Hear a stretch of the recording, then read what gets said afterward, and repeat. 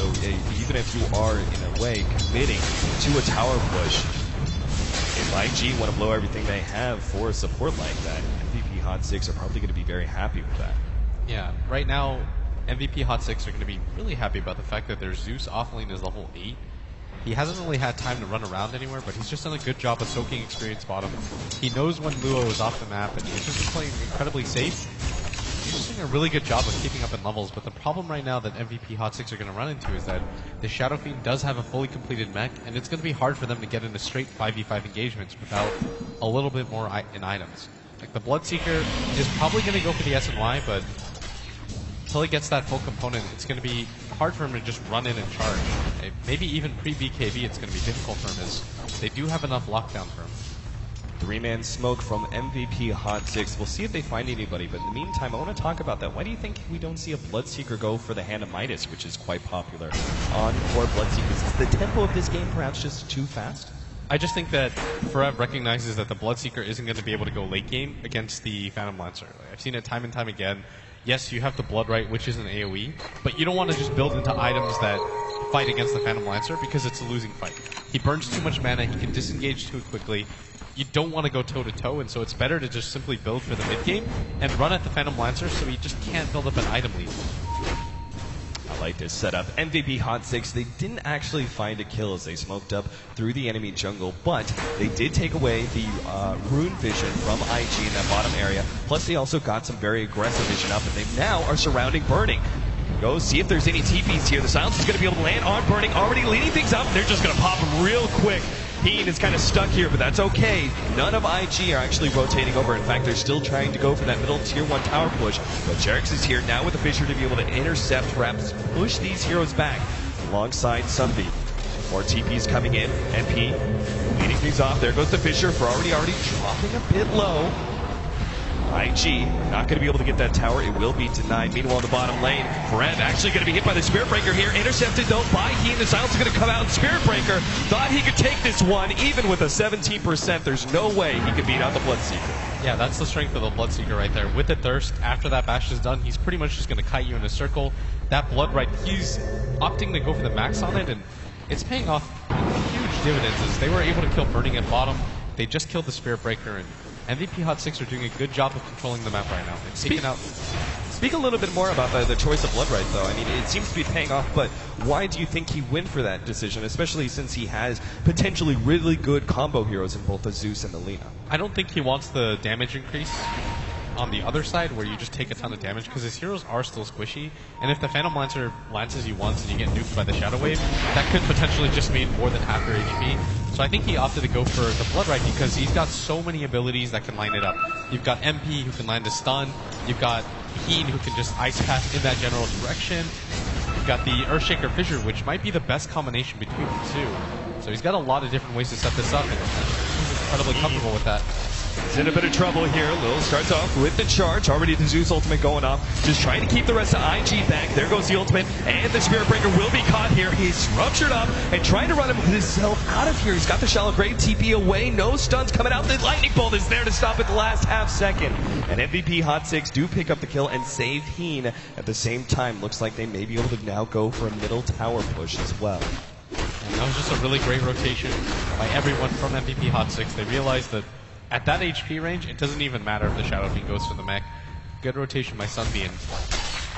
You know, sometimes Sunbeam has struggled in this tournament to keep up in levels and farm with the rest of his team, but it's actually Luo this game that is struggling so hard. He's got the Cloak, which probably means that he's going to go for the Glimmer Cloak, which makes sense against his lineup, but he's so far away from it, and more importantly, Sunbeam's just keeping up in levels, whereas he's not. Ferrari once again trying to take a tier 1 tower, but MVP Hot 6 are just not giving any room to IG.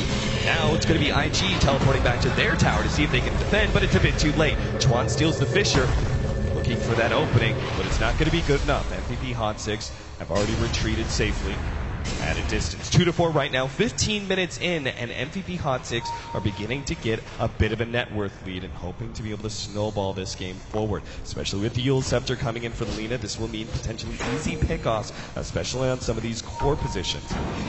IG, I think the biggest item they can pick up right now is finishing the BKB for Ferrari. Charges coming in. MVP Hot 6. Looks like they're going to be losing MP right away. Nice Fisher to intercept there from Jerix, but MP is still caught and immediately blown up. But it's still the Spirit Breaker on the wrong side of the Fisher and will be chased down by Forev. The rest of IG leave it up for a 1-for-1 exchange. They actually have to disengage here because the rest of MVP can filter in, and there's no tower for IG to run to. So Forev doesn't have mana for his Rupture, but I still think this is kind of a wonky fight for them to take.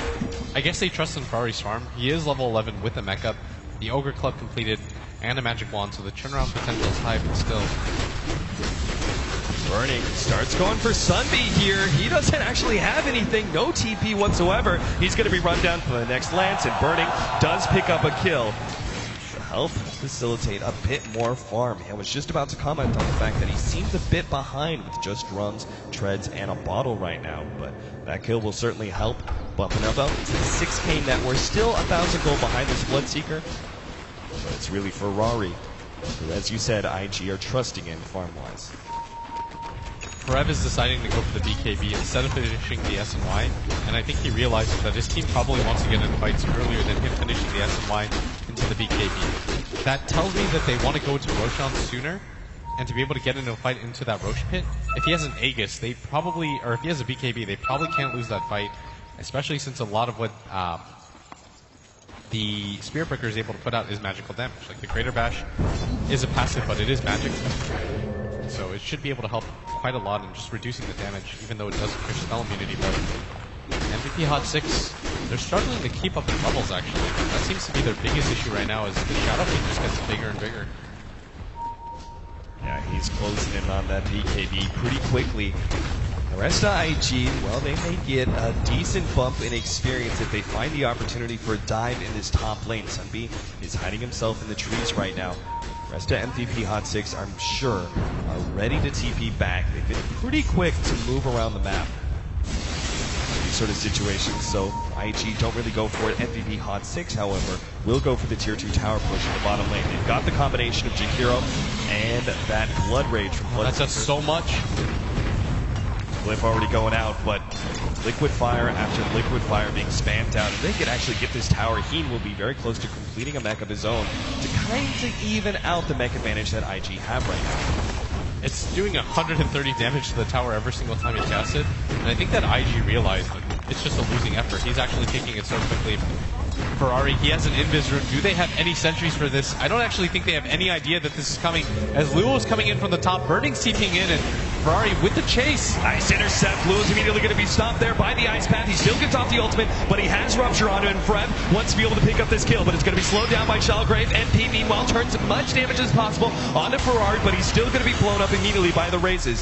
Spirit Breaker gets out, and MVP Hot 6 lose their Lina. Sunbeam comes in, but the rest of IG are still very healthy again. This Bloodseeker just isn't going to get a whole lot of stacks on his passive right now. Yeah, part of the problem right there was that Forev actually had the Rupture stolen by him, and Chuan actually just used it on MP, and so it was pretty much impossible for them to fight. And at the same time, they did manage to grab Luo, as Jax is going to get Phantom Lanced over here, but he should be just fine.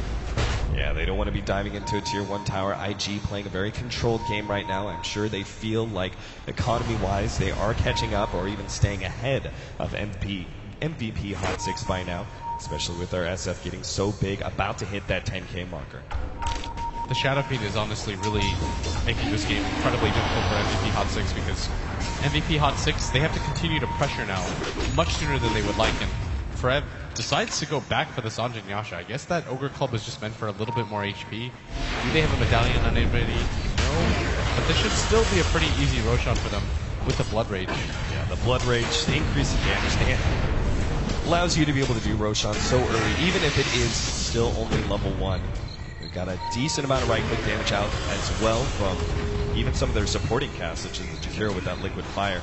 IG, though, realize what's going on. The charge goes right through the Roshan pit, and now it's put Heen up on the cliff. Meanwhile, Sunbeam, he's going to be stopped. He actually tried to go for the TPL, but Lewis says, no way, you're going to be the first one dead in this fight. MVP Hot 6 trying to turn this one around, actually start backing themselves up. Forev Turning around, Heen stuck on the cliff, still in trouble, but MVP Hot 6 have no way to be able to help him out. Heen's just waiting for his opportunity to TP away, goes for it now, but the TP, it completes just in time ahead of the ice pad for F. Dropping lower, MP still has the Laguna Blade, and IG think about diving that tier 1 tower, but realize it's a bit too dangerous. And once again, look at the HP pools on IG. They are all completely maxed out. That's the power of this early mech plus Dazzle combination. And they haven't had to extend the BKB charge on the Ferrari yet. Good kill onto Sunbeam. MVP Hot 6, that could have been a lot worse for them, but this is going to mean a tier 1 tower that they can't really afford to give up. Map control is so crucial to their strategy right now, as the Shadow Fiend just continues to skyrocket in net worth. 10k, 2.5k over the Bloodseeker. That's almost half of his S&Y that he's up ahead. And at this rate, we're going to have a Diffusal Blade for our Phantom Lancer. Oh, what did he just kill, actually? Well, Ferrari just killed something on the ground that made him lose net worth for the Bloodseeker. I'm not quite sure what it was, but still, any little thing happens at this point is significant for MVP Hot 6, because Ferrari, I can't stop talking about it, but you can't ignore his hero, and Burning is just doing such a good job of catching back up into the game. He's already usurped the Bloodseekers, the second highest net worth in the game, and MP doesn't really have anything that's really going to change this next fight. Such good vision around the pit from IG right now. I mean, they've got this whole entire area completely controlled. So MVP Hot 6 are not really going to find the opening for Roshan. They're really desiring. Now Sunbeam, he's going to be caught. Nice ice path from Chuan to start things out. And Sunbeam, well, he pops his ultimate, realizing he's going to be blown up right away. In fact, our Spirit Breaker targets a large amount of damage from the Laguna Blade. Nice race from Ferrari to finish off the Zeus, and now they keep moving forward. Ian slowed down by that lance, but IG, charge in. Fisher already stopping low. He's taking a ton of damage, but already the Shallow Grave is out. And now here comes that damage reduction out from Ferrari. Fereb is just not finding the openings he really needs. Once again, the Dazzle is always there with the heals and the Shallow Grave to stop the single target focus of IG. And this is the problem when you're a melee core against a team that has an insane amount of heals and a Shadow Fiend. You just can't really approach without the BKB. You can kite all around all you want, but as long as IG just kind of moves his force in the unit, it's incredibly hard for them to get gone on, as Chuan just keeps stealing relevant spell after relevant spell. He's got the Arc Lightning level 4. It's not going to make too much of a difference, but it just makes this fight so difficult for them. He's got to be careful here. Ferrari is looking for that long range raise, but is it going to find it? Top lane's also pushing in. Spirit Breaker quick to move over and deal with that one. MVP Hot 6 feels like they got to sit back and farm their next round of items, because clearly these team fights are not changing for them anytime soon. Jerix is closing in on the Blink Dagger, but could be stopped here. Nice turnaround Fisher, but immediately countered as Chuan catches that one, grabs him with the telekinesis, and Spirit Breaker finishes him off with the Phantom Lancer on the side. And time after time, Chuan just stealing spell after spell. That must have been the 4th time he's taken Fissure for himself, and he's put it to even better use than Jerix can right now, as IG are just rolling to whatever they want to do at this point. With the mech up and the Dazzle always backing them up with the Shallow Grave and the Shadow Wave. If you look at his skill build, he's actually just opted to go all in for both of these abilities. So he realizes all he has to do is wait for his team to get low, spam the heal, and Grave when the Bloodseeker tries to run at him. Yeah, I don't see really any item progression from MVP Hot 6. I mean, even that Blink Dagger, the Blink Dagger small, minor item for Sunbeam that he's kind of had a large amount of gold in the bank, kind of trying to finish that one up. Heen also trying to finish up his mech as well, but it's been so significantly delayed that it feels like it may not matter anymore. It's going to really be that BKB from Fereb that could make a big difference for MVP Hot 6, but it's still a ways away. NP now has an Oak Club. Does this mean we're going to be seeing a BKB out from him? Or does he still go for the Aghanim Scepter and is just chosen to forego the early point booster that